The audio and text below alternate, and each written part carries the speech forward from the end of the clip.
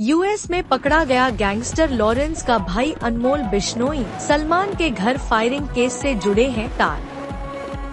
अमेरिकी अधिकारियों ने कुछ समय पहले अनमोल के अपने देश में होने की पुष्टि की थी। इसके बाद मुंबई पुलिस ने अनमोल बिश्नोई के प्रत्यर्पण के लिए एक प्रस्ताव भेजा था। इसके कुछ दिनों बाद यह घटनाक्रम सामने आया है। गैंगस्टर लॉरेंस बिश्नोई का भाई अनमोल बिश्नोई अमेरिका में पकड़ा गया है। सूत्रों के मुताबिक अनमोल को कैलिफोर्निया में हिरासत में लिया गया है। अमेरिकी अधिकारियों ने कुछ समय पहले अनमोल के अपने देश में होने की पुष्टि की थी। इसके बाद मुंबई पुलिस ने अनमोल बिश्नोई के प्रत्यर्पण के लिए एक प्रस्ताव भेजा था। इसके कुछ दिनों बाद यह घटनाक्रम सामने आया है। अनमोल बिश्नोई को सलमान खान के घर बाहर फायरिंग और बाबा सिद्दीकी हत्याकांड सहित कुछ हाई प्रोफाइल अपराधों में आरोपी के रूप में नामित किया गया है।